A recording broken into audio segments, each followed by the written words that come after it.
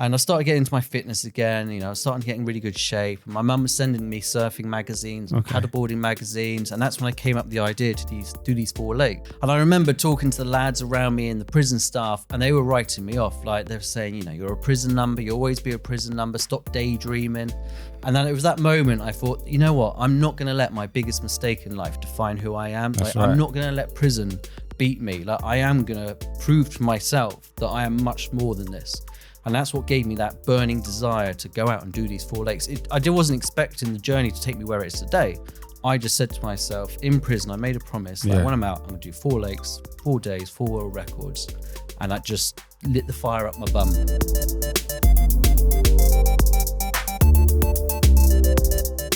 Hello and welcome back to Life After Prison. Today, it's just myself in the studio. Jules is not here today, but I'm pretty sure you're going to have a good episode. And let me tell you about our guest today. Our guest today has gone from military ambitions to addiction and prison. David Haze, who's lived through some of life's toughest challenges, but since his release has transformed his path, breaking paddleboarding records, championing rehabilitation, and becoming a respected voice in the criminal justice system. David's journey is about more than redemption. It's about resilience, responsibility, and showing that it's possible to rebuild your life with purpose. So welcome to the studio, David Haze. Hi, thanks for having me. Really appreciate the opportunity to be here and meet you in person finally. Good, yeah, it's good. It's good to have you here. How you doing this morning? All good? All good, yes. Easy to find the studios. Love that. Cool, man. So we're going to go straight in, right? You are a world record paddleboarding holder. Like, tell us about that.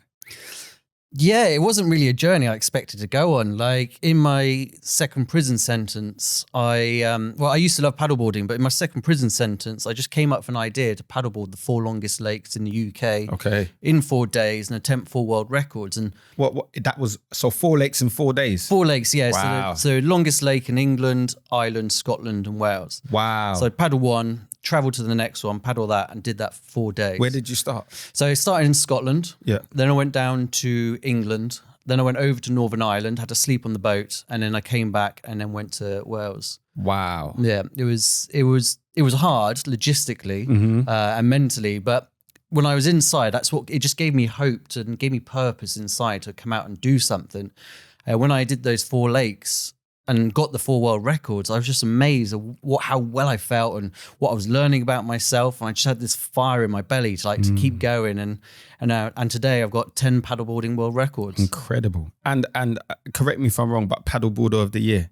International paddleboarder of the year and ocean activist of the year as well. Wow. Yeah. Wow. That's incredible, man. Thank you.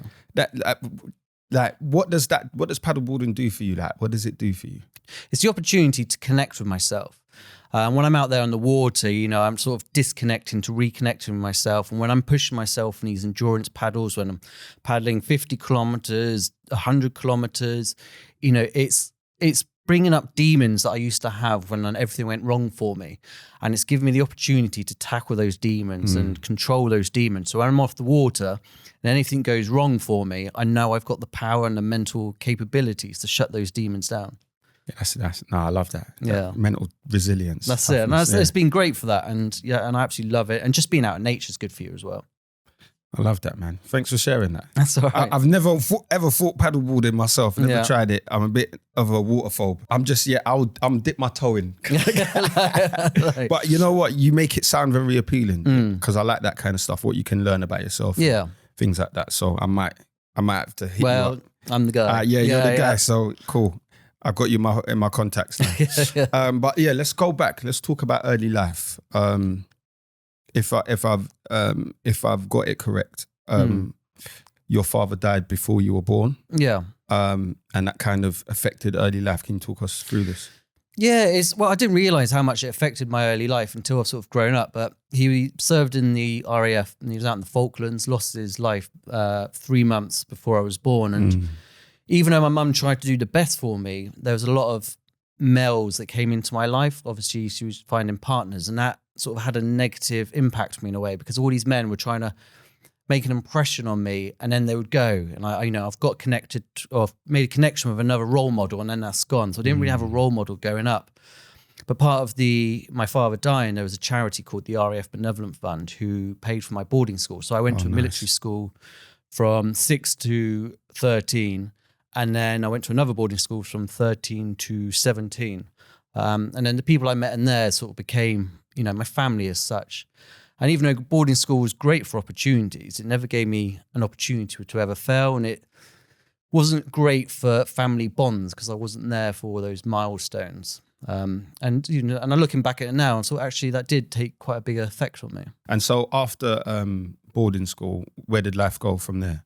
So after boarding school, I ended up moving up to London. I started working in radio. My ex-girlfriend worked in London, or got a job in London, so I followed her as you do. And you've got a good radio voice, though, I have to say. Well, thank you very much. Yeah, cheers. So I moved to London, and I ended up working in finance. Originally became a Forex broker. Okay. And then I became a Forex trader. So I got my licenses, and I was doing really well for myself. I was making lots of good money, enjoying the fast pace of London life, the going out, the partying, the drinking.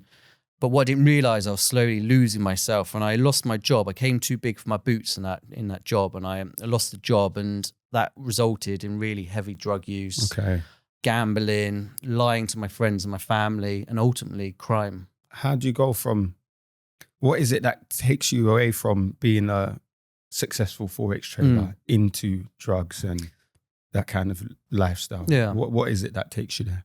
Well, as I said, I think boarding school was great at giving me opportunities, and it was fantastic, but it never gave me the opportunity to fail. So everything that I did in my life leading up to that, I did in my own. Okay. And when I lost that job where I was earning some really good money, I didn't know how to deal with that failure. I've never done that. I was too proud to ask for help and ask for support. So I used to get dressed up in a suit every day, and I would go out telling my girlfriend I was going to work. Okay. I was actually going to score some cocaine. I was on about 3 to 4 grams a day. Wow. Ended up going to the casino, trying to gamble. And yes, I was earning money, for gambling. It's up and highs and lows. But you never win gambling. So the house always wins, man. That's it. And I had a pot of savings, which my girlfriend didn't know how much was in there. And I was just digging into that and that. And eventually I moved some stolen goods where that got me in trouble, but not as much trouble as I thought it was going to get me into. So then with the stolen goods, you've just basically sold them on kind of thing? Yeah. So the person I was buying drugs off knew I had contacts up in Hatton Garden. Okay. We could move some goods. So I did that. He ended up getting arrested, and my name was brought into it. Because I didn't know anybody's ever committed crime or anything, I would just, I was like, yes, I did that. It was me. And eventually the policeman was saying, you're going to go to jail for this. And I was just cracking up. I was building up like a pressure cooker, basically. And I remember the court date was a year down the line. And I just didn't tell anyone. I got another job working in finance again. Everything was going well. And I was still using that drugs, just getting heavier, heavier and heavier. And that court date came, I just had a mental breakdown. I disappeared for 5 weeks, but I tried to take my life twice. Thankfully, I was really unsuccessful, but I just wiped myself off the earth. I didn't talk to my family anymore. And in those 5 weeks, I ended up turning to burglary, which then got me my prison sentence. Yeah, that's a lot, man. What was it that made you want to take your life? What was it that... It was the shame. It was so much shame, and because I didn't know anybody that ever been there, and I thought, going to prison, that is the end. It was so much shame on myself, and to that point, I thought I've done so well for myself, and what is everyone going to think about me? And it's all these questions and these doubts, and everyone's going to judge me. And I thought I just can't deal with that. I can't deal with that, But in the long run, when I sort of spoken to my family and my friends, it's like, you're an idiot. Of course, you're fine. Prison's not the end. Yeah. It's never the end. There's still opportunities afterwards. Eventually, I got sentenced for the original crime, which was just community service. Oh, man.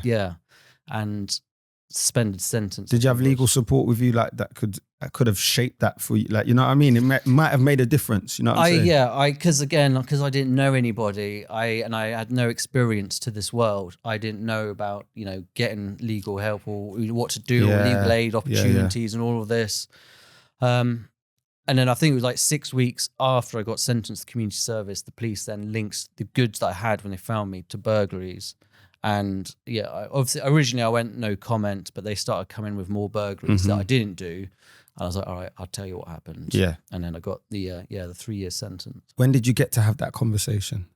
After the second prison sentence. Yeah. So beforehand, you didn't speak to anyone? No. So I went to prison. I got a 3-year sentence. Yeah. Obviously did half on that.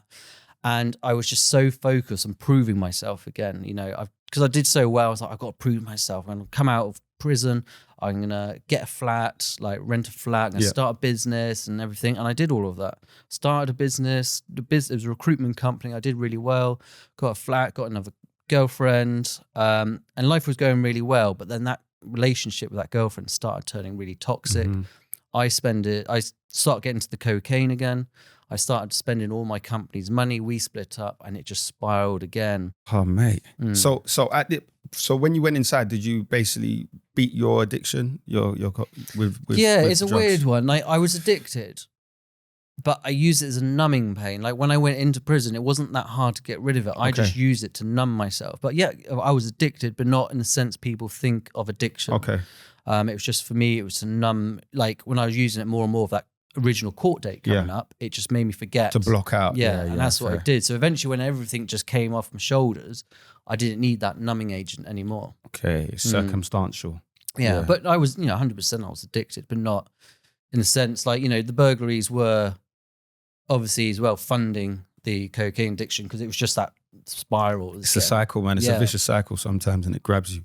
So then now you've started life again, and then it's going wrong. How do you end up back in prison? Mate, I tell you, it was absolutely horrendous. Like seeing my family in prison, seeing my family in the court just looking at me once again, like I'm thinking, how on earth did I get here again?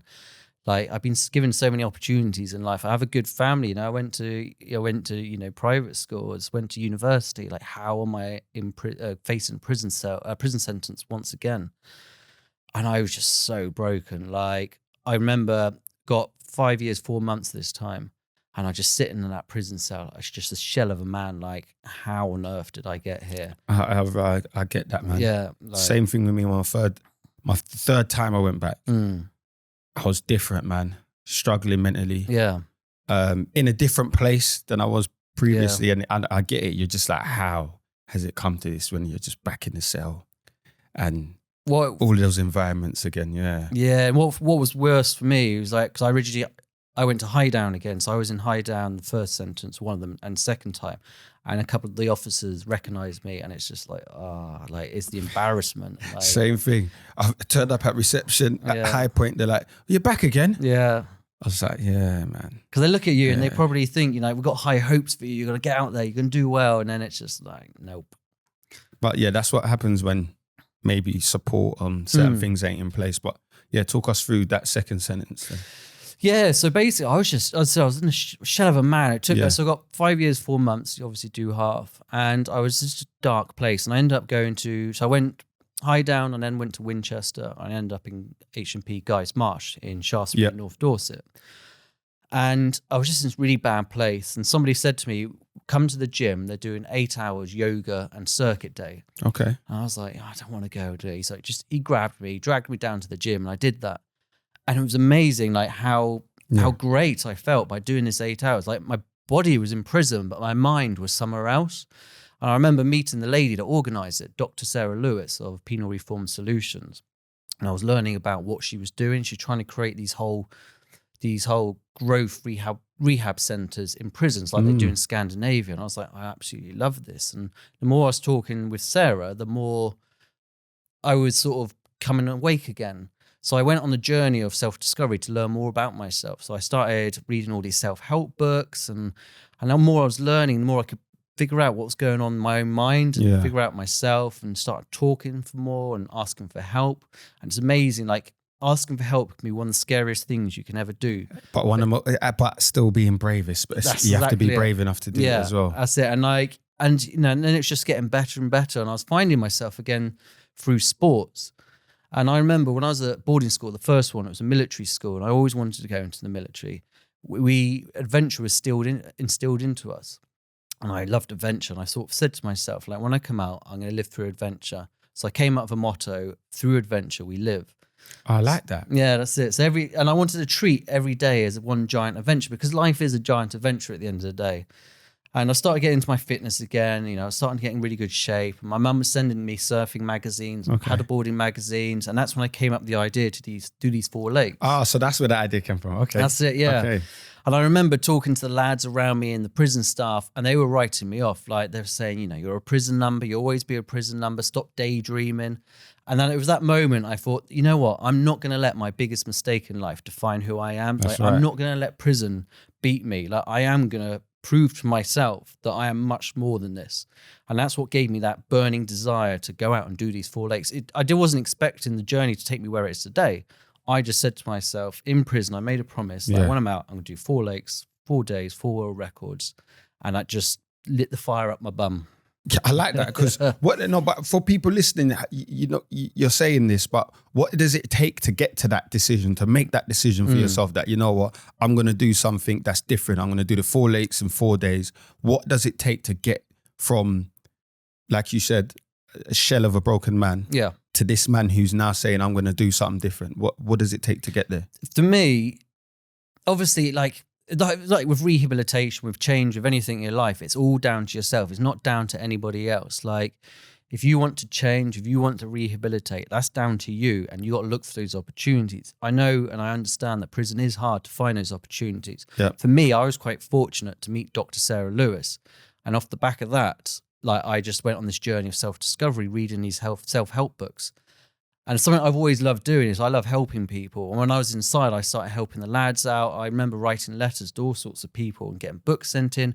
I managed to get public speakers to come in. Nice. Yeah, and like that just gave me a burning desire to do more and more. And then I think the real change, as I was finding myself again through sport, and I was doing more sport, as you know, like, sport is so good for your mental health. Great, like, it's so good for mental health. You play football with the lads, it's like you're not in prison anymore. That's it. You have a good gym session, the endorphins, it's totally good for you. Yeah. And like within the prison system, like, that's the one place you never find trouble, in the gym. Yeah. That's how important it is. 99% of the time, no drama. Yeah. Yeah. And that's it. And like, so I was just starting to feel really good again. And then it was coming up with this idea, because everyone comes up with ideas in prison. You've got all this time to sit there and wonder and dream. And there's plenty of things that I've done. And I thought, you know what, adventure was a massive part of my life. And that was when I was the happiest. When I moved to London, I lost that. I lost that sense of adventure, that sports and everything. So I had that desire to do those 4 lakes. And when I was told that it won't happen, like people saying, stop daydreaming, I was like, no, like, I'm going to make this happen. And you can do it to anything. Like, if you've got any passion, anything you used to love as a kid, if it's drawing, if it's anything, like, just don't listen to other people. It's all about you, and you're the person. It's your drive to change. That's right. I think that's really powerful words. I think everyone listening, whether you're in prison or just getting out, or you've never been at all, you can resonate with that. But I wanted to, for specifically for people who have been inside, what is the main takeaway or the main lessons that you learned from your time inside? I think that the main one is the prison is not the end. Like, it doesn't matter how many times you've been in prison. It doesn't have to be the end. If you want the change, you can make the change. It's all about yourself making that first step to get that change. And then once you can understand that change is needed, then just try and find the people, the organizations to help. Like, don't get me wrong, there are some prison staff that probably will help you out if you really want to change. There's people who work in the prison system. There's people outside the prison system. There's so many people, friends, family, like, just ask for that help. As we said, it's a scary thing, but a brave thing to do. You know, when you're mentioning, the rehabilitation, you have to take it on yourself. We did a mini series about this, talking about how if the system is geared towards rehabilitation and whatnot. I wanted to ask, did you find any challenges in your time when you was trying to self-rehabilitate? No, obviously you're made to do these courses, like on your sentence plan and things like that. I'd do one, I think it was called TLP. And like, it's just a tick box exercise. And what I found, what I'm learning through my endurance stuff and my paddleboarding is much more powerful, these all these exercises I got to do in prison. And it's something I want to try and work on to bring into prison to help people. Like, you really discover who you are when you push yourself and when you go beyond your possibilities. Like, a lot of the young lads I've met in prison have come from worse situations than I have, but they have got determination. Like, they've managed to find a way to survive.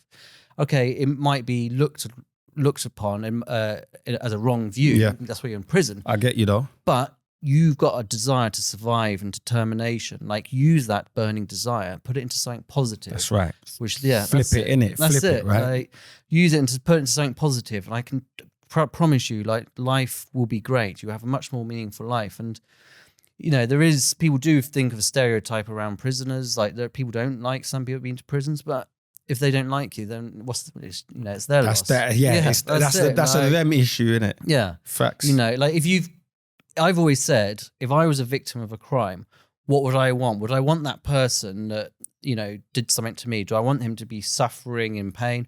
Or do I want him to change his life and come out and be an amazing human being, help other people, you know, become a great father or a taxpayer? That's what we want. Exactly. And that's what ideally the system should do, right? Yeah. That's what ideally what but I think that perspective or narrative around it is different for the public. You know what I mean? Yeah. But if everyone thought like that, I think we'd be in a better position. Yeah. So yeah, talk to us then about life after prison. What was life after prison like when you first got out after that second sentence? So when I got out, I came out in April 2020, straight into lockdown. Oh, lockdown. Yeah. Which for me was a really good opportunity because it gave me the chance just to not try and hit the ground running, not to try and do this. I had to move in with my mum, had to rebuild those family ties. Same. Yeah, that's it. Same. And it was just like thinking about my journey of where I've come from and like where I'm going to go. But I always had that desire, like I'm still going to do these 4 lakes, but I don't think I could have worked for anything for about 2 months after I came out. And I was really thankful. A family friend owns a solar panel company. Okay. He took me on to clean solar panels. So, you know, I was earning some cash, which was great.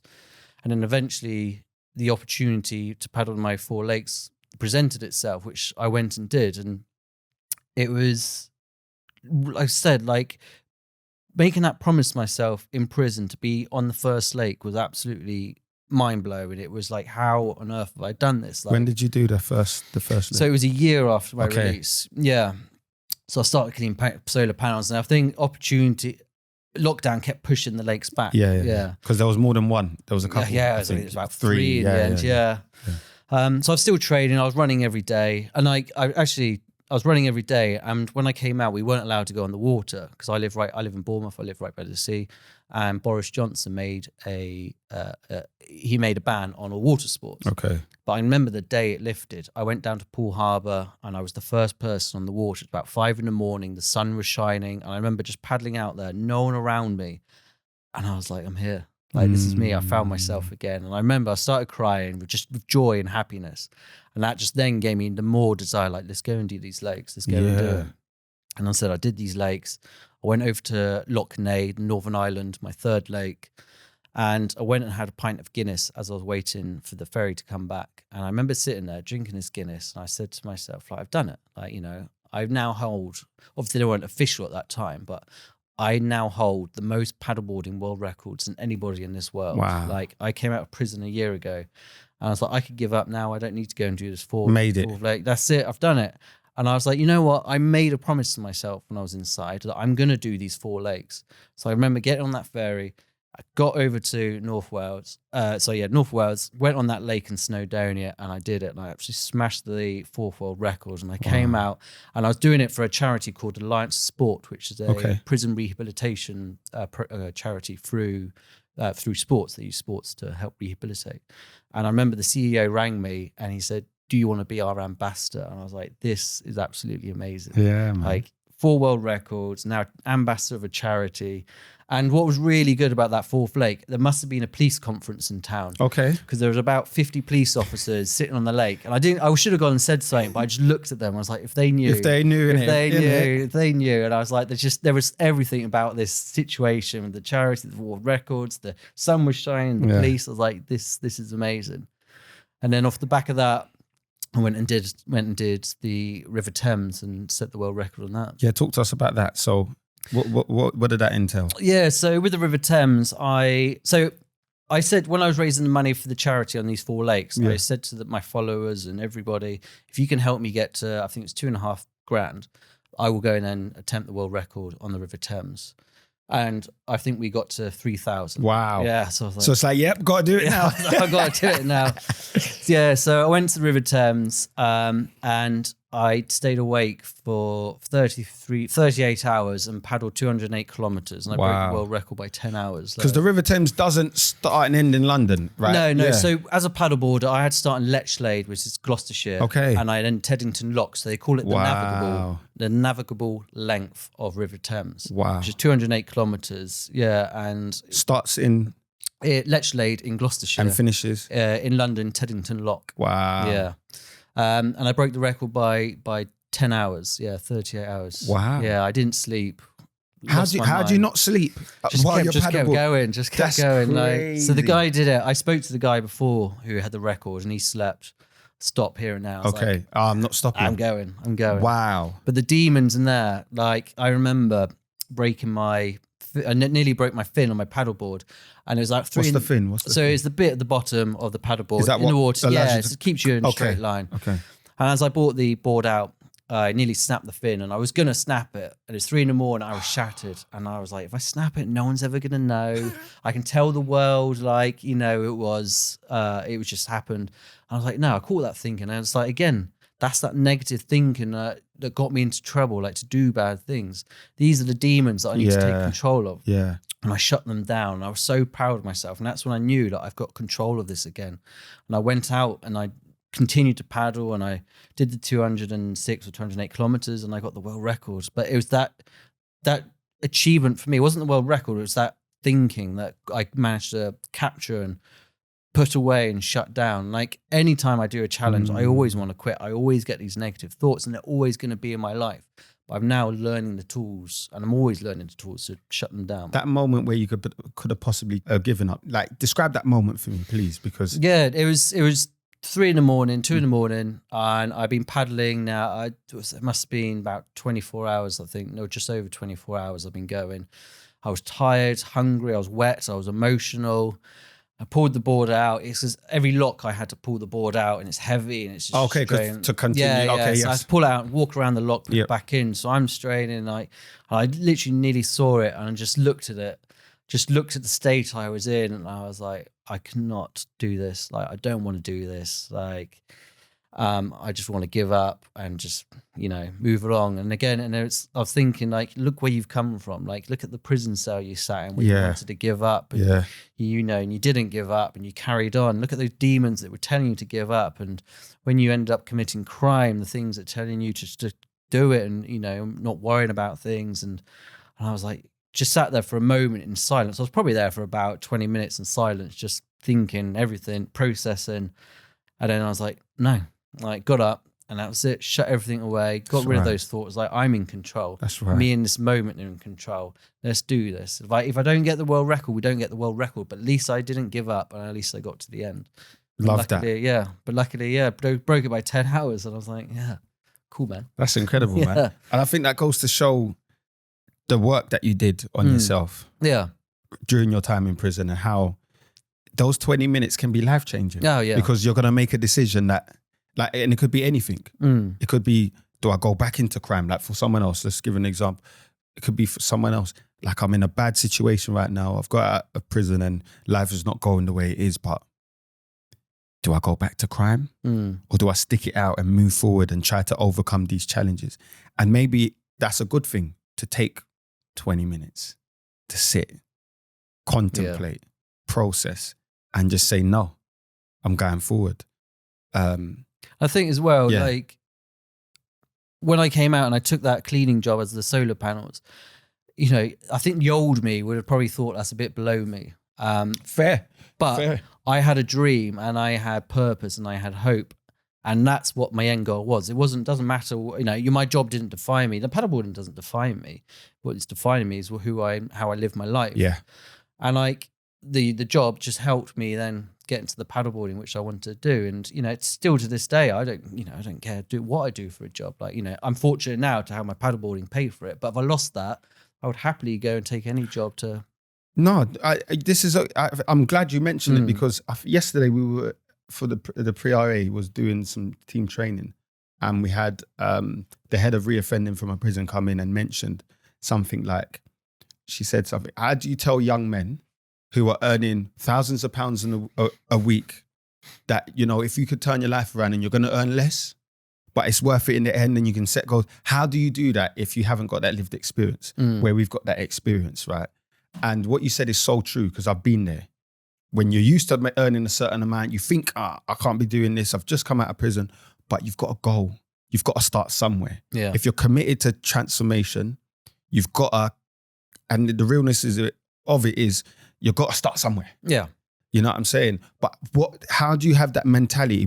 How can you create that mentality to say, you know what, it's okay, I'm going to do this job, but I'm going to push on to achieve the goals I want? How do you create that mentality? I think you've got to really focus on the goals that you want. Like when I do an adventure, like I finished the adventure, and where I've been training, building up to it, done the adventure, done the fundraising. Yeah. I then just sort of crash a little bit and I go into a bit of a dark space. Like, you know, it's all just building. It happens. Yeah, it happens. But I then plan the next adventure, and then, you know, and I started getting that hope again, and I'm starting to plan for the next thing. And I think, you know, if you are in a job that you might think is below you, whatever it is, you know, it's paying your bills. Or think like you're ambitious to do more. That's it. That's what I mean. I think I worded that wrong. No, it's fair. No. But, you know, just as long as you know you've got an end goal to go somewhere, you just got to find something, a purpose for you in your life. Right. Like, everybody needs a purpose, like, you know, and that's what helps live a much more meaningful life, having end goals and a purpose. And it doesn't have to be a big fancy thing. It could be anything, like,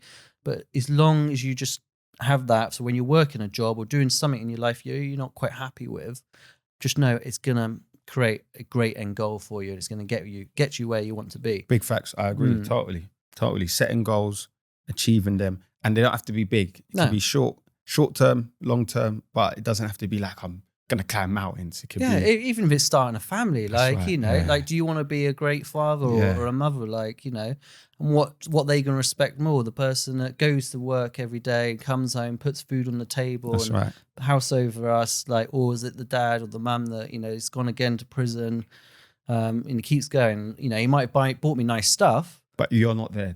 Quality time, that physical presence makes a big difference. Cool. So I believe you did some research for the MLJ. Yeah. So talk to us about that. So that Dr. Sarah Lewis I mentioned, when I met her in prison with the circuit and yoga days, I ended up, just before I left prison, she said, when you're out, contact me and there'll be a job. Unfortunately, because of lockdowns, I couldn't work for straight away. Eventually, I ended up working with Dr. Sarah Lewis, and we started doing research projects with the Ministry of Justice. Some of them we did one around IPP sentences. Okay. Yeah. We did one around mental health. And then we did one around fitness as well.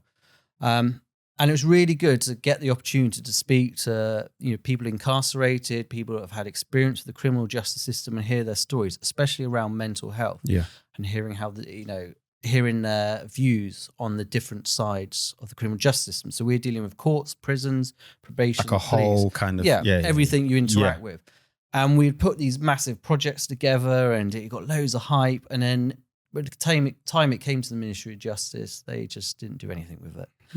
And I just felt so demoralized from it all. Like, put all this time in and effort, and even the people that are paying for it, the inspectorates of probation, they were really hoping that it's going to be big. And speaking to all the people, they gave us their time for free, and it was demoralizing for me, really. I was like, you're hoping the Ministry of Justice would have wanted to do more.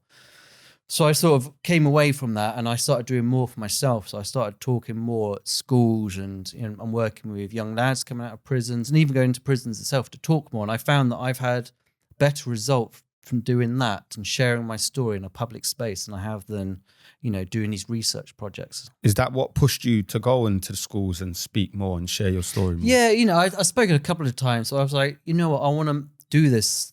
I want to do this, more of this.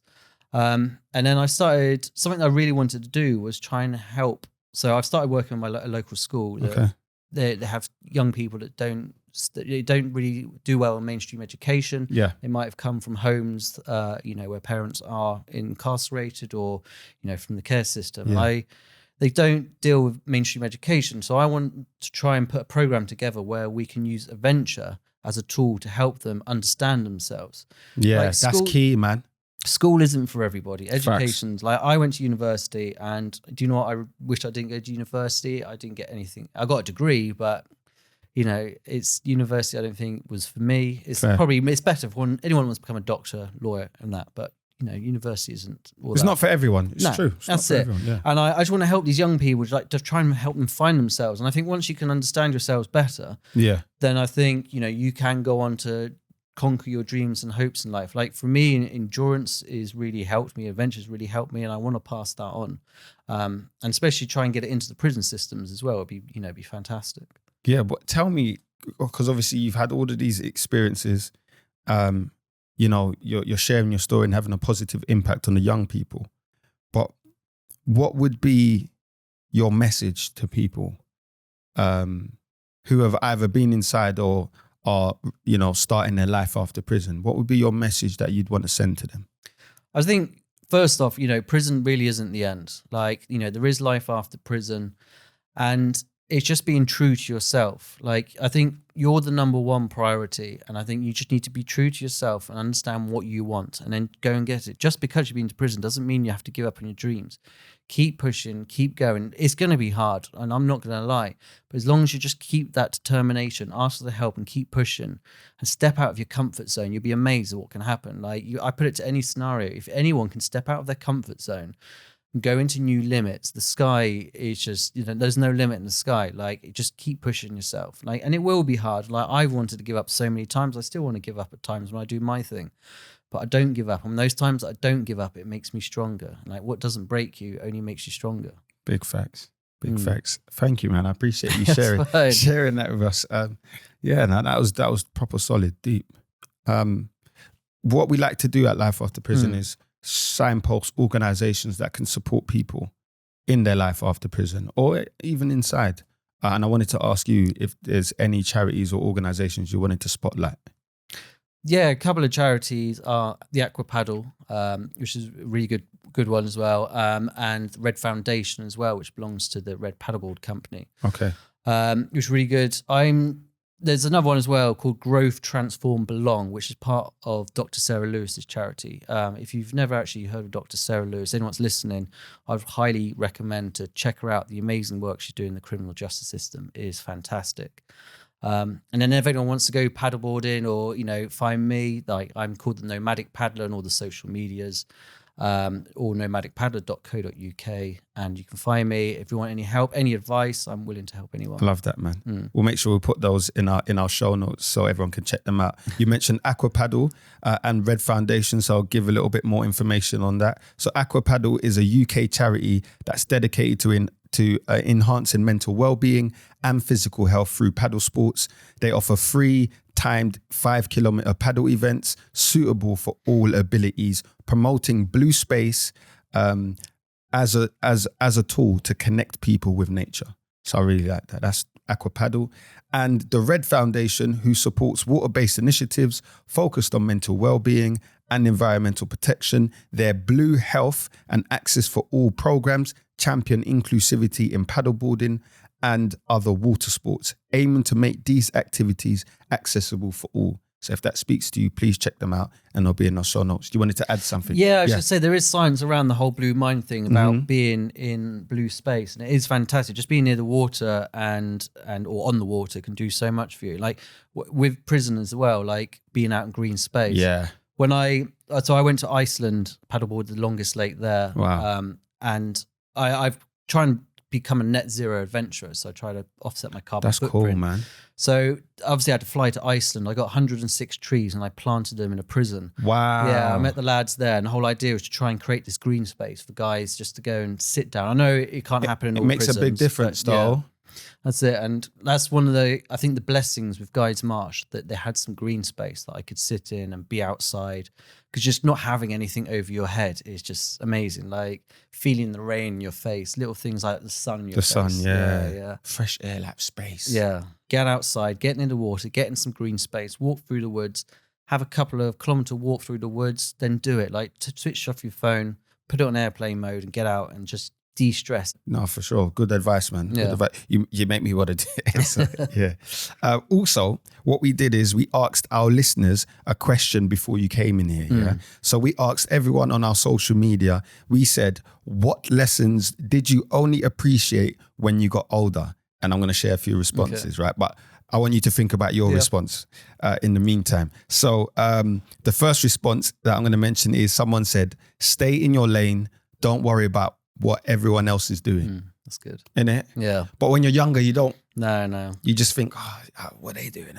Yeah. But it's true. If you concentrate on yourself, stay in your lane and not worry about when you'll be all right. Yeah. I like that. Yeah, I like that.